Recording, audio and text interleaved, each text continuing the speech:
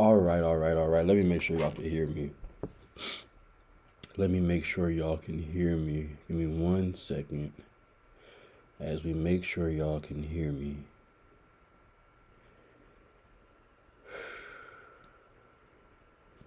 Y'all, I'm tired. I ain't gonna lie to you, I'm tired. Oh, that's a nice wing. Where's my thing so I can make sure y'all can hear me?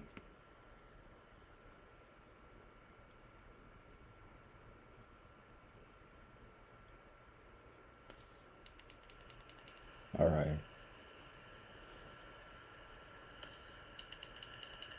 All right.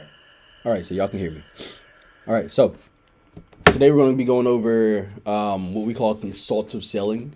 So consultative selling is in a way more so not just being a guy that just is pitching something to somebody, trying to get them to buy or deceive them to buy or things of that nature. It's more of understanding the person's problem up front, and then from there what you're going to do is make your product or service a solution to their problem. A lot of us, we get stuck in the, I gotta say my scripts pitch by pitch by pitch. I gotta do this, gotta do that.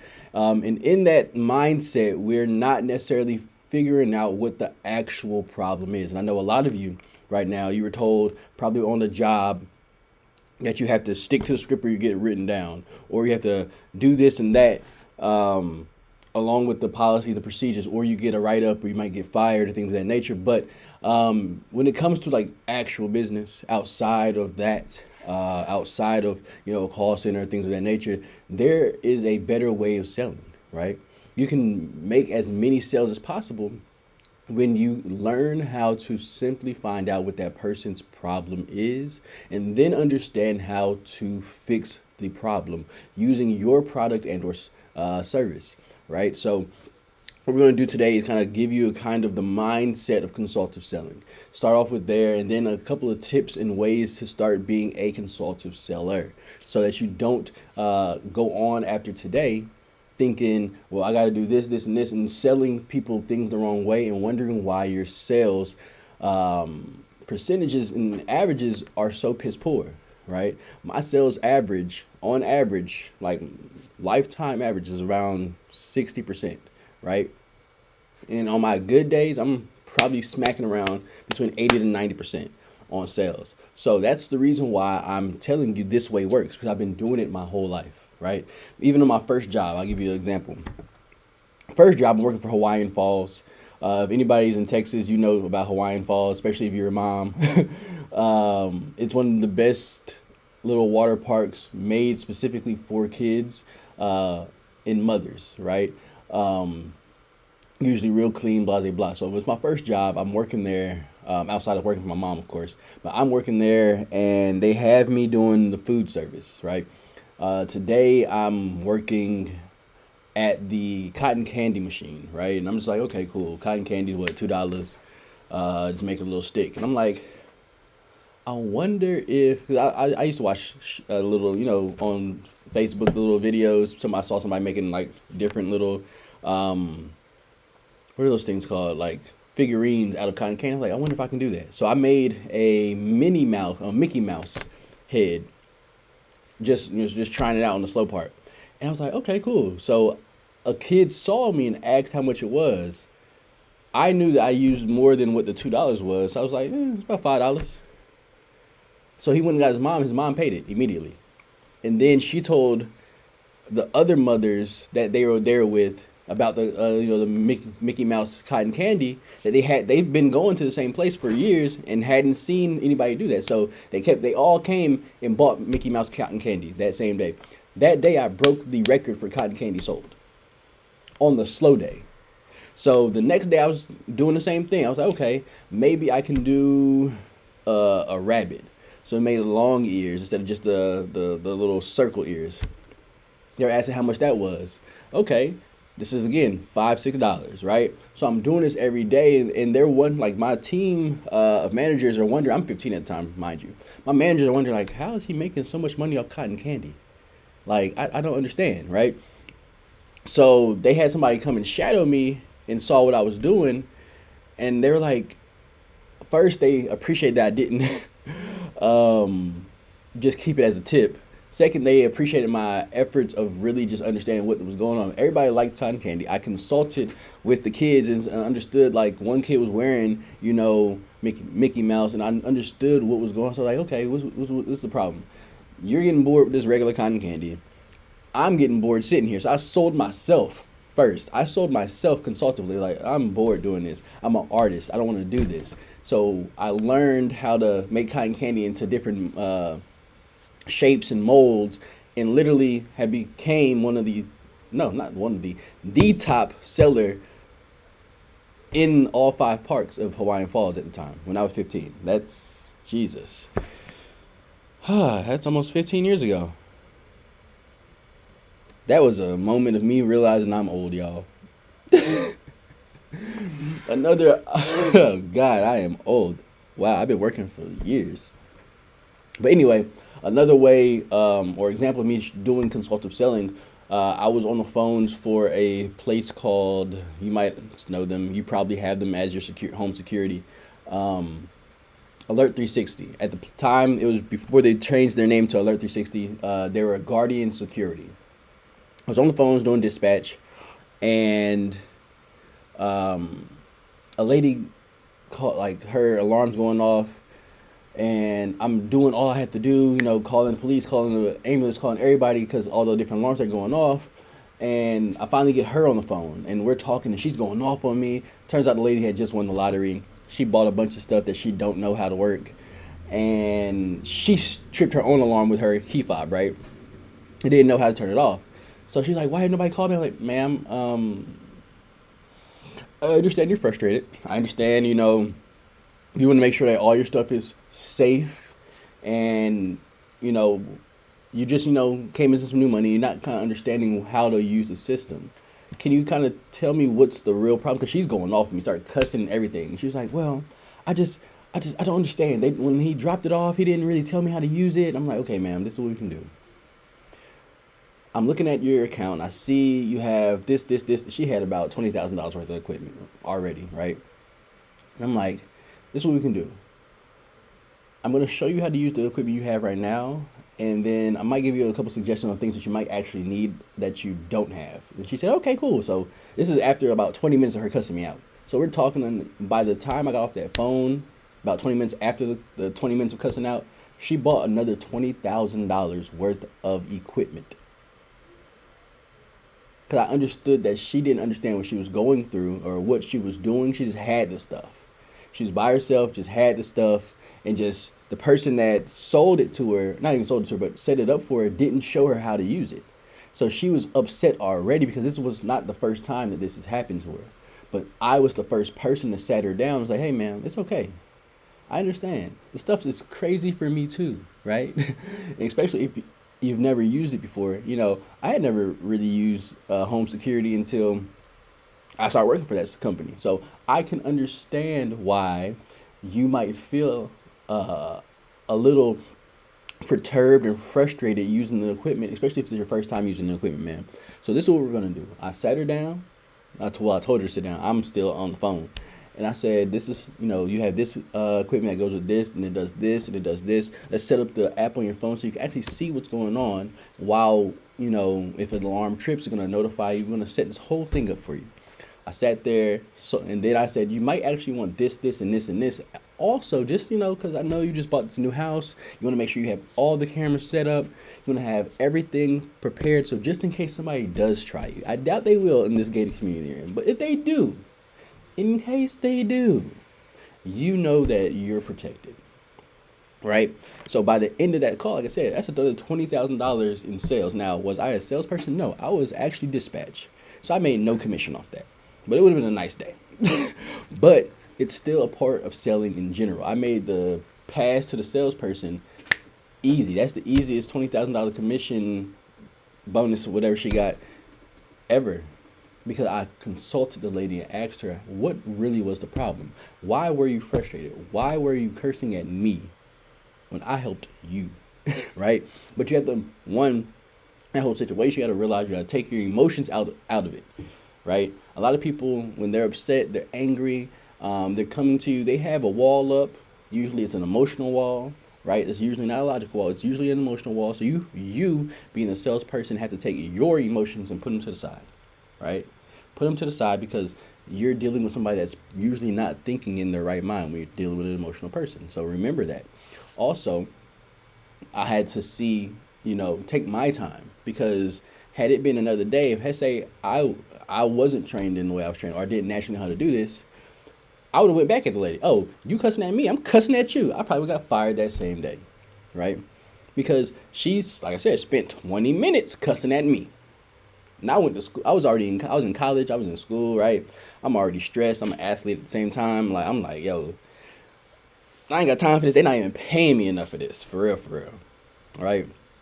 But I understood I needed to learn, like, to hone in on my own skills. So that also solidified my selling experience. Um, I also have a little bit of a a head start on you guys when it comes to selling, mainly because I also come from the photography, videography, like beauty world, right? So I sold people on making themselves feel good about themselves. It's easy to sell some, like, well, not necessarily, because people still are very critical of themselves. But once you get, if you're good at what you're doing, so when I consult in that area, right? Um, First, I figure out what this person is very insecure about, right? And you can do that by just looking at them, but you ask questions like, what about, like, what, you can take a couple sample pictures. What about this do you not like? So they'll dissect themselves quick, right? Okay, cool. Now I understand how I can make you feel beautiful in this moment, right? How can I make you feel beautiful? Understand that you are a beautiful person, beautiful woman in this moment, right? What do you want to look like? What what about those parts of you do you not like? What about this photo makes you feel a little insecure? What is hitting on your insecurities? Why is that an insecurity of yours? Then during the session, you're re-empowering them and making them feel beautiful about themselves, especially the part that they don't like, right? I've noticed a lot of women don't like their noses, they don't like their eyelashes, they don't like their little mommy bellies. And I did a lot of nude artwork growing my photography business. So I worked with a lot of moms, and they had the mommy belly. Me personally, I love it, but a lot of women were insecure about it. So what I did was I did a series um, on stretch marks, right? Just purely on stretch marks and just showing the beauty of stretch marks, right? So I had to first consult with them and ask them what was their insecurity and why it was an insecurity, right? Why do you not like these marks? What about them make you feel unworthy? What about them makes you feel unsatisfied with yourself, right? And then from there, I made sure that my work was pristine and excellent, number one. Number two, I made sure that I uplifted them the entire time while we shot, right? And before we shot, so let them know that, hey, this is going to be an amazing experience. You're going to be extremely comfortable. I'm going to make sure that you feel great the entire way. You don't have to do things you don't want to do, of course. You can also bring somebody with you just for motivation and support. I want you to be in the most comfortable space you can be in so that you know once you get these photos that they're going to be immaculate, right? So I'm lifting them up and I'm promising what I'm going to deliver, which is going to be something, an amazing experience for them to have for the rest of their lives. So that is another way of consultative selling. So we're going to go into some key principles of consultative selling. First being customer centric, right? And customer centered on your focus. The customer needs to be the center of the focus. And that doesn't need to be your commission, doesn't need to be what you're going to get out of it, but how are you going to help this customer with their problem? That is the most important portion of consultative selling. You have to first care about the person you're consulting. You have to first care about the person you're selling to. Because if you care about them, you realize that what you're selling them is not going to help them. You'll gain more respect from them. More than likely, you'll get more referrals from them if you let them know, hey,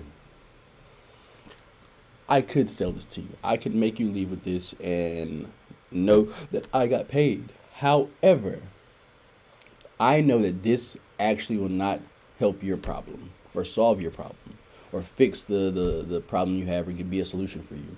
What I'm going to do is I'm going to say, I'll give you my advice on what you should do or where you should go and where you can find it. But I know that what I have right now is not for you, right? It takes a lot of grit and guts to do that, right? As somebody that probably needs the sale in the first place, but you will have way more respect and way more, like I said, referrals and goodwill in the community if you do simple things like that. Just being honest with the person, right? Next is to seek to understand, right? Don't seek to respond. Seek to understand the actual problem, right? People are going to put out their first face no matter what. They're going to show their forward face, right? That's the face that they show to the world. But what you're trying to do is see the face in the back. You're trying to understand who this person really is, what's really going on. Why did you take the opportunity and the time to set up an appointment with me, to come in today, to what is the need that you're trying to fill, right? How can I assist you with filling that need or filling those insecurities or filling that problem, becoming a solution for you? How can I assist you in that? So you have to ask real questions and really diagnose the need so you can find the most suitable solution for this person, right? You want to now educate and not pitch, right? You want to educate the person. You're not trying to pitch them on why they need to do this. No, you should educate them on what this does and how it fixes their solution. So it's educational experience, not just, hey, you need to do this, and this, because this, and this, and this, and this, and does this, and this, and this, and this is amazing. Like these headphones, right? JBL headphones, right? I personally, when I bought them, I just needed some headphones that were wireless that I could put on and that weren't going to fall on my ear, right? Somebody was selling that to me, and they were trying to hit me with it is the bass and this, and it does that, and then this cancellation. I'm like, sir, I just need headphones that's under $50 that's going to not fall on my ear. Will those work? And he was trying to give me all the extra stuff. I'm like, sir, you can educate me, but please stop trying to pitch these to me, because I'm already sold, because I see the price myself. I saw the price. I was already sold. You didn't have to actually do much more. You could have just told me how to pay, or if there's other colors or something like that. You didn't, like, I'm already sold. They're in my hand, and I haven't left the place without them. Like, I've been walking around with these in my hand. So I'm pretty sure you saw me. I saw you twice. So make sure you go in there with the heart to actually educate and not pitch to the person. Next, do some collaborative approaches, right? Make it a collaborative approach. Make it seem as if you and them are both coming to this agreement or coming to this solution, right? Because people love to be included in the problem solving. If they feel like they had a hand in solving this problem that they were having, then they will literally do all they like. It makes them feel better, and they'll have a much better experience and be a lot easier to sell to, because they feel like they're making the decision themselves, right? They're a part of this solution. So that's why we use terms like we, us. How are we going to fix this? You know, how did we come to this conclusion? How did we get here? How did we do this? How did we, not me, not you, we, us, our, right? Using inclusive language while you're speaking. And then deliver sustainable value. Make sure you build trust with this person by continuing to give them value, and then make sure the product that you're giving is worth it. If you don't believe and or trust in your own product, you probably shouldn't be selling it, to be completely honest. Like, just being real. If you don't believe now nor trust or would use your product for this, if you had the same solution or situation, you probably should not be selling it. Let's just be real, you know, because if you do believe in it, it'd be a lot easier for you to sell, first off. Number two, then you have more conviction in selling it. You have more of a reason to sell it, right? You're not going to just be out there talking and just flapping and fluffing people up. You're really going to be like, hey, I know that this is going to be the right thing to do, because I know if it was me by myself, I would do it too. If I was in your shoes, I can literally say I would do that too. So I want you guys to make sure that when you're doing sales or selling something, make sure you believe in the product. It's that simple. If you don't believe in it, you shouldn't sell it. Period. Right? So now we're going to go down to powerful questioning and active listening, right? These are things that a lot of people don't really like. They hear the terms and they hear, oh, I need to actively listen. I need to ask the probing questions, but they're not really trained on how to do it, right? They're not really trained on how to actually ask questions that are get real answers and not the BS that people are going to show in their front face. We're trying to get you again to the back face, right? The face that they only show themselves or their close peers, right? Or their family. So here's some type of questions that you need to be able to ask. Open-ended questions require detailed responses, not just a yes or no answer. So you have to ask questions that are open-ended, not a yes or no. Only time you want to start asking yes and no questions is in the close, and you want them to start saying yes and start building them and forcing them to say yes with the things that you're saying, right?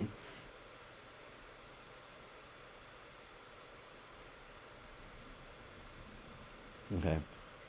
But yeah, so you want to ask questions that are going to make them give you an actual response. So what brought you in today? Okay, awesome. So what's the actual problem you're going through in your business? What three struggles do you have you noticed since you started your business? What are the three main struggles you're going through?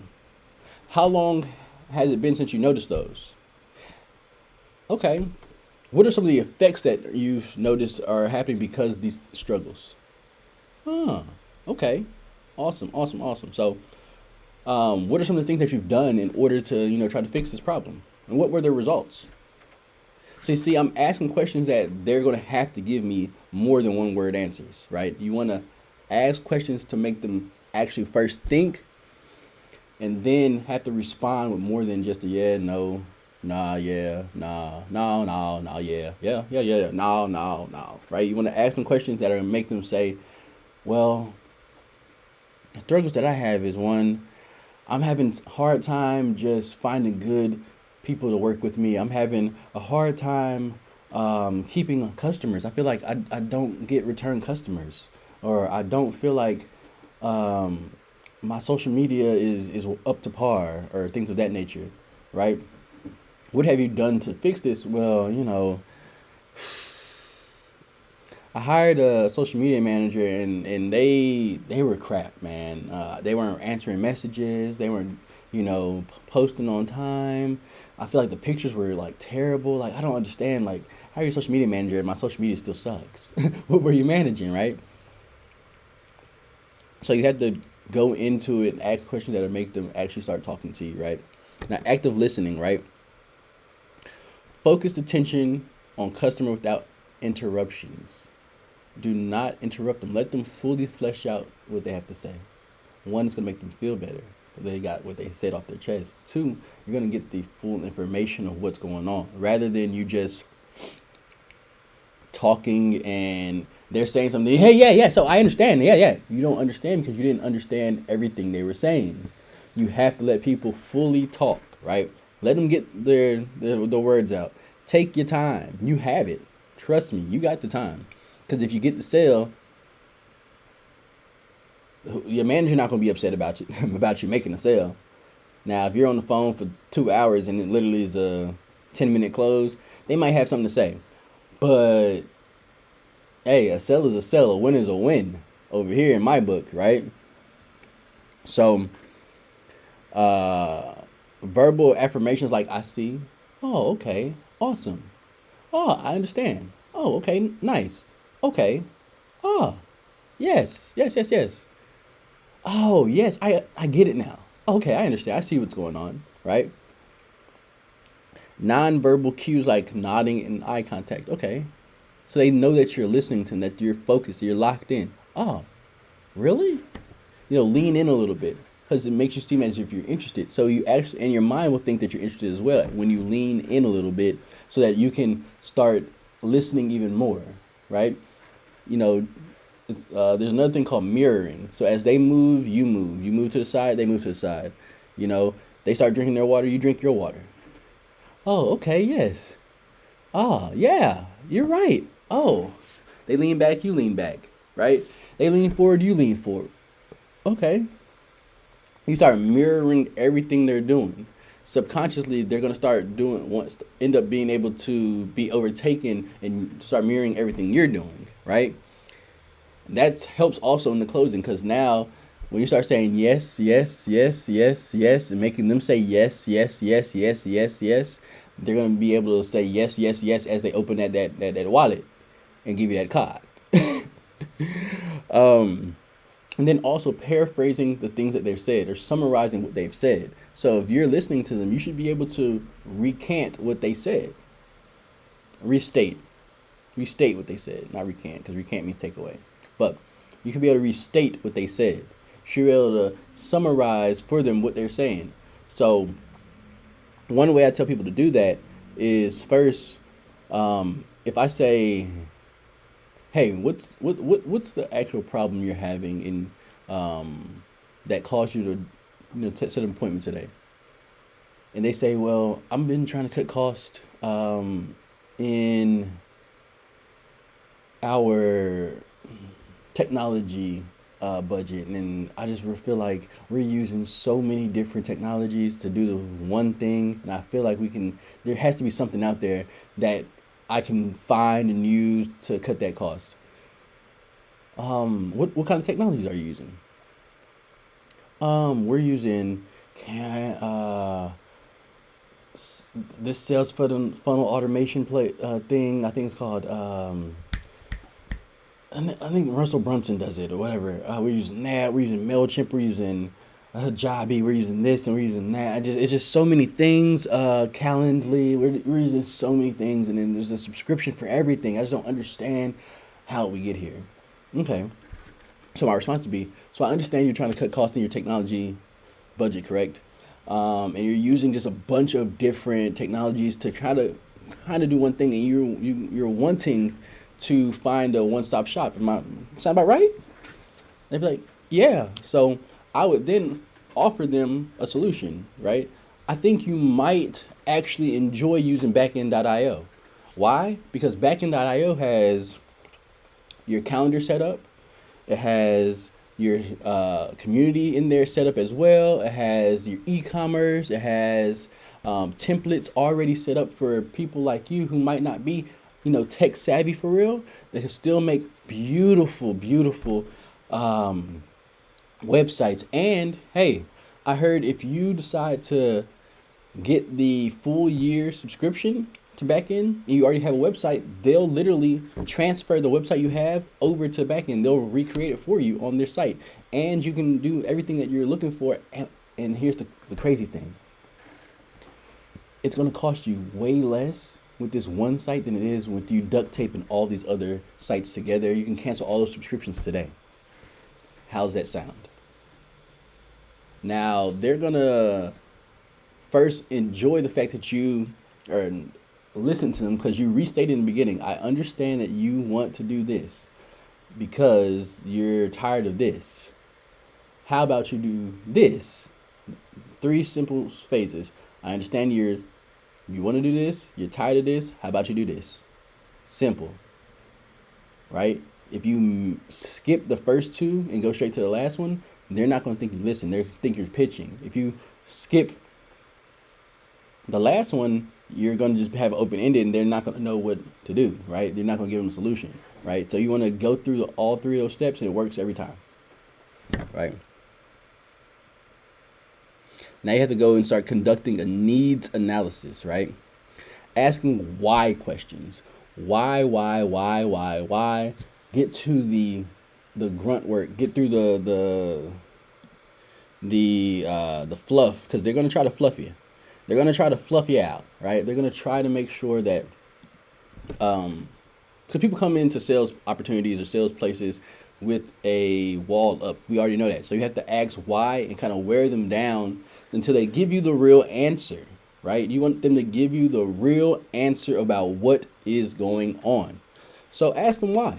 What's going on, right? Explore all challenges and pain points. So, as you get better in sales, you start to see that there aren't that many different pain points. Either they don't have the money, they don't trust you, they don't trust themselves. That's about it.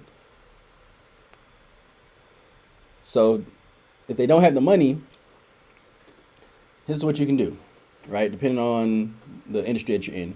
How about this? Where they say, I don't have my wallet or the card that I want to use. Okay, cool. How about we put a card down that you don't want to use. When you get home, you can give us a call back, but we'll set this to run tomorrow. So now it's in their court that if they don't want to use this card that they put down, they're gonna have them put the card down, put the information down. If they don't want to use that card, in order for them to not get that card charged, they need to call me back. But they want this. They gonna leave with something. I'm like Denzel. I'm leaving here with something, right? Or if they don't trust you, so that's the quick answer, right? So man, we have clients like Coca-Cola. We have clients like Amazon. Wouldn't you say they have probably some of the best legal teams in the world? You'd be like, yeah.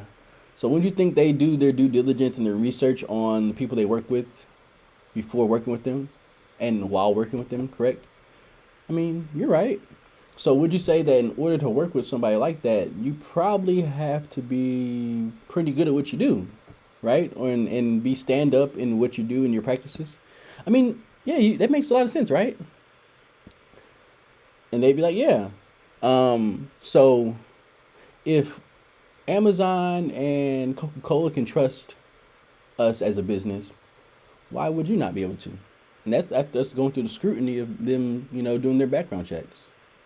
So then, I mean, that makes a lot of sense. You're right. I'm pretty sure I can't trust you. Okay. So now we understand that, you trust us and it's not really a money situation. What about the decisions that you've made in the past make you not be able to trust yourself? And then you start breaking them down again.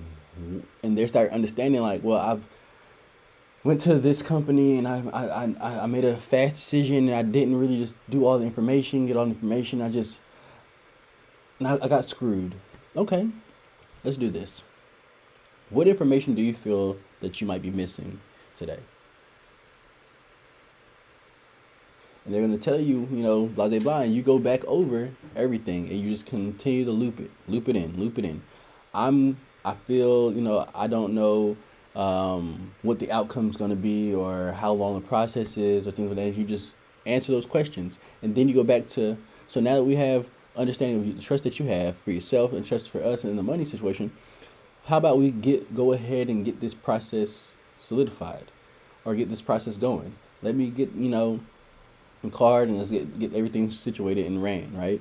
That's how you kind of build this, I guess, with consultative selling, you go over the objections and the fears that they have. You're really just pinpointing their fears. They have a fear of trusting themselves most of the time.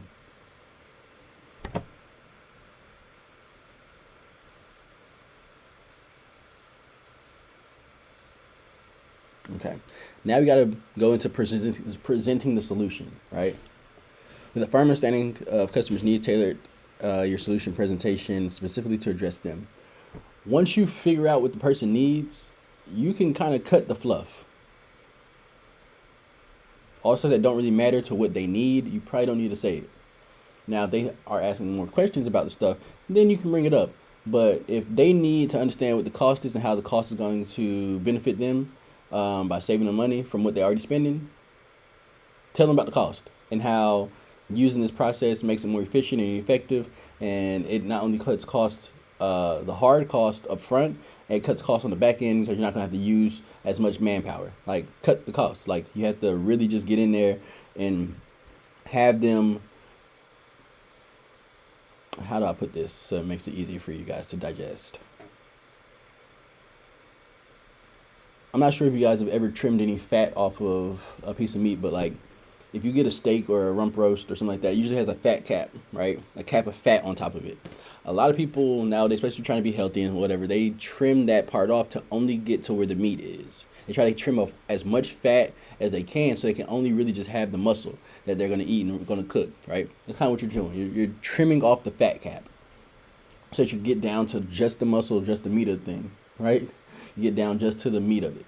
And that's what you're trying to do. You're trying to trim all that extra flabbiness off of your presentation so you can get down to what they said they need and what their concern is. You answer that concern and that problem. That's how all of this matriculates down, right? So you can continuously tie back to the dialogue if needed, right? The dialogue of needs. Okay, I know you needed this. This is why this fixes that. I know you say you did one of this. I know that this part of this fixes that. This part fixes that. Keep puzzle pieces. Boom, boom, boom, boom, boom, boom, boom, boom, boom. Keep doing it like that, right? Then focus on the outcomes that impact your solution drives for them. Also let them know that, continuously show how this will be the solution to their problem and how will be the solution to the problem. Not just saying it's going to be a solution, but how this is going to be a solution to their problem. How they will be able to live the life they want to live, experience what they want to experience, have the more effectiveness that they're looking for. You go in and continuously tie it in. Why this is going to be the solution. This is how the solution. This is where you're driving it home. This is how this works. This is how this makes you a lot better. This is how, and by then you've been listening to them so much, you can even start to add the other stuff just a little bit more of the fat on there. Just like, and this, and man, and I know you weren't even thinking about this, but this also helps with this part of your business too. Yeah. Oh wow, this is a steal, right? So, yeah, that's really it for today for consultative selling, right? I could go over the case studies, but I'm not going to do that today. I really just wanted to give you guys a quick synopsis of consultative selling. We are about to get into a meeting pretty shortly here, and I need to get some water in my system because my head hurts. But I really thank you guys for joining me today. I'll be back tomorrow with our next section of sales, and then the day after that probably too. So I'll talk to you guys later. I might be back on later on today as well. I'm not sure. I might do a little podcast or something like that. We'll see. Peace.